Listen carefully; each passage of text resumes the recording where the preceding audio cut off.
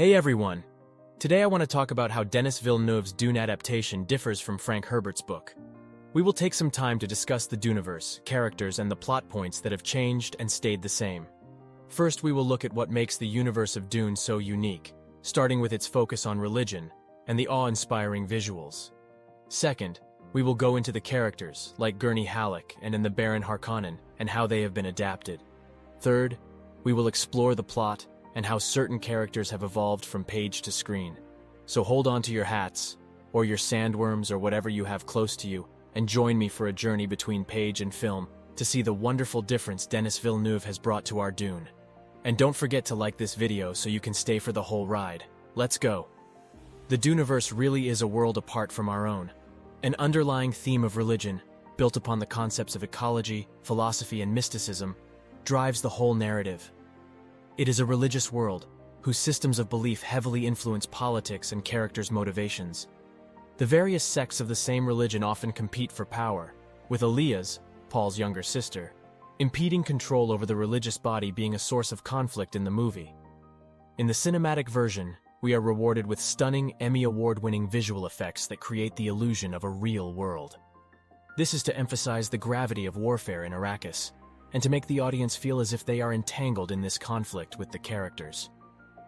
Denis Villeneuve's gifted eye for cinematography not only gives the characters distinct personalities through their body language and facial features, but also gives Arrakis a powerful presence that directs the audience's attention away from its filmic nature to the more real parts of the world.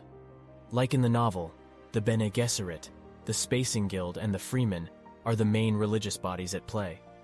Aspects of the Freemen's ritualistic practices inform the audience of their culture, while the Bene Gesserit wield a mysterious command due to their secretive creed. Furthermore, the Guild is the backbone of logistics in the universe, literally allowing characters to warp in time and space, and their monopoly is an ever-pressing problem in the movie. Plus, the different positions of these sects in the movie allow these factions, and specific characters like Lady Jessica, to act as pivotal plot points as the story progresses. The visual effects of Denis Villeneuve's Dune are truly award-winning. Everything from the sandworms to the battles taking part on Arrakis have been captured with stunning attention to detail and realism. For example, the intense battle between House Atreides and House Harkonnen on Arrakis is visually and audibly captivating. In the book, these sorts of battles remain distant to readers, and we only get references to them. However, on screen, we're right there in the middle of it. The sandstorms and landscape of Arrakis are also incredibly immersive and awe-inspiring. The sheer scale and magnitude of the locations and creatures give them a real tangible presence. The idea of Arrakis at first being a barren desert world is pretty true to the original novel, but in the movie, it often feels like a living, breathing thing. The dust storms, the rocky terrain, even the sandworms and their rhythms all work together to create a realistic feeling that the viewer can connect with emotionally. The art direction of the movie is consistently stunning. From the open expanse of orange Arrakis deserts to the ornate Freeman architecture and Harkonnen halls, the audience is dropped into a fully realized world full of detail and texture. The characters and their costumes serve to further reinforce the culture and politics of the world, as many of the costumes and visuals draw from the original book.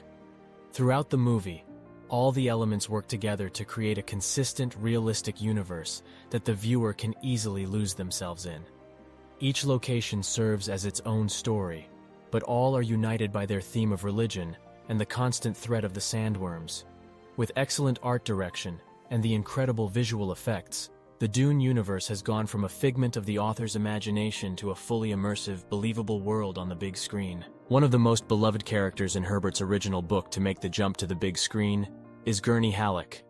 A brilliant swordsman and loyal retainer to House Atreides, Gurney plays a crucial role in both the original novel and the Denis Villeneuve adaptation of the story. In the book, Gurney is a slightly older man, an impressive warrior noted for his skills with a balisé, a six-stringed guitar-like instrument. In the movie, however, Gurney is reinvented as a younger man and a guitar virtuoso with a much more tragic backstory. We learn that prior to the events of the movie, Gurney's family died tragically, giving him and the Atreides a common bond that further strengthens their relationship. This Gurney is the type of character that draws the viewer in. Characters that you sympathize with and feel emotionally connected to, making his scenes all the more powerful. The visual style of Gurney's character also serves to further create an air of drama and tragedy to his story. He's often seen wearing eye-catching blue and yellow clothing, sometimes accessorized with feathers. This is in contrast to the more traditional black, brown, and green clothing of the Atreides soldiers, helping to set him apart and suggest his sense of individuality.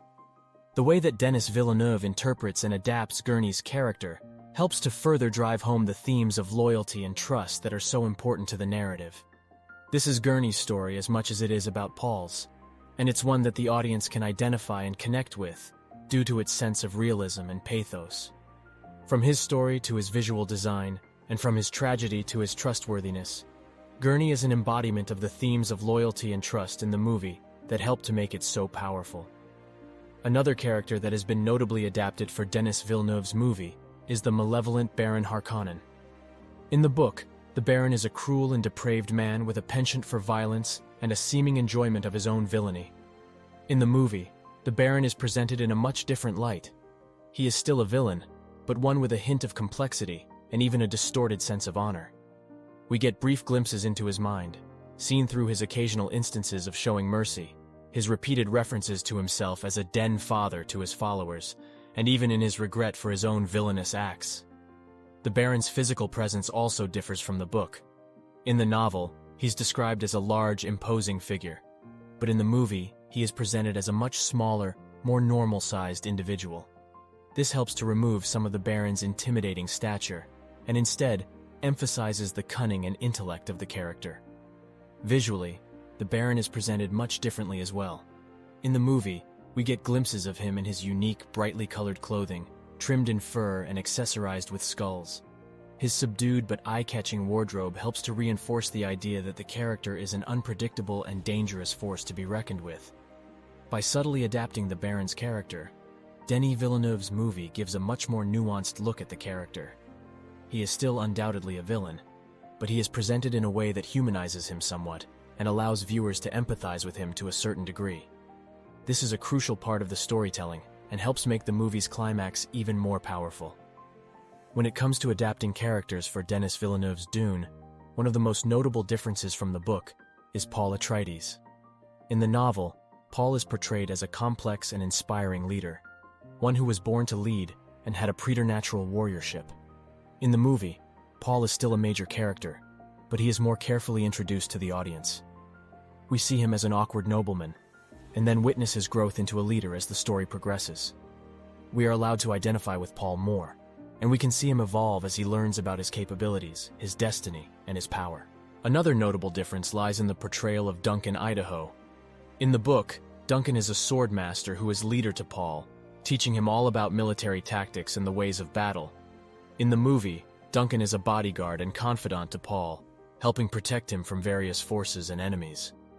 We now see Duncan as a friend and mentor, supporting Paul and providing him with comfort and counsel throughout the movie. The movie also offers a few changes to the characters of Jessica and Gurney Halleck. In the book, Jessica is presented as a strong mother figure who looks after Paul. In the movie, while she still plays the role of a mother figure, she is also more closely integrated into the political and military aspects of the story. Similarly, Gurney Halleck is more deeply connected to the world of Dune as a whole compared to his role in the book, where he is simply a companion to Paul. By adapting the characters of Paul, Duncan, Jessica, and Gurney, Denis Villeneuve's Dune offers a richer and more developed narrative. We can understand the motivations of the characters and have a deeper connection with them, allowing us to be more fully immersed in the story and its dramatic events. When adapting the narrative of Frank Herbert's Dune for Denis Villeneuve's movie, certain plot points have been changed or omitted. For example, in the book, Paul and his mother both travel to Arrakis, and Paul is trained in the traditional Freeman ways of battle from his mother. However, in the movie, only Paul travels to Arrakis, and he trains with the Freeman leader, Liet Kynes, instead of his mother. In the book, Paul also takes over the planet Arrakis on his own. In the movie, Paul and his friend Stilgar take Arrakis together, showing that Paul is far from a lone warrior. They represent a deep bond, one between Paul's gentle nature and Stilgar's feral ferocity. The movie also uses the arrival of the Emperor's forces differently than in the book. In the novel, the Emperor's forces arrive before Paul and his allies can declare the planet their own. In the movie, Paul and Stilgar secure Arrakis before the Emperor's forces arrive, allowing them to dictate the terms of the attack. To make room for these new plot events, certain characters did not appear in the movie. Dr. Wellington Yueh, a Suk doctor that appears in the book, was removed from the movie, taking with him the element of betrayal that he brought forward in the book. Other characters that appear in this section of the book, such as Lady Helena Atreides, never make an appearance in the movie, or if they do, their roles are changed. Overall, Denis Villeneuve's Dune makes many changes to the narrative of the book. By shifting and removing certain plot points, the movie offers a new perspective on the story of Paul Atreides and his journey from a young nobleman to a legendary leader.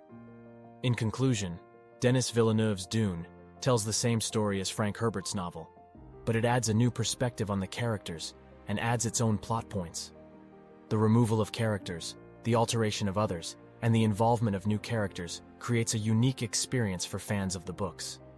The adaptation of the narrative also creates a dynamic new plot, which keeps viewers on the edge of their seat. Many viewers may not realize the differences between the movie and the book, but the changes help take the story even further. The adaptation of a beloved classic can be a daunting task. Denis Villeneuve's version of Dune takes the original story and recreates it in a new, exciting way. Whether you're a die-hard fan of the book or a person who knows nothing of the Duneverse, Denis Villeneuve's Dune is sure to keep you captivated. So make sure to like this video, subscribe to the channel, and get ready for the next video. Until then, stay safe and keep learning about the Duneverse.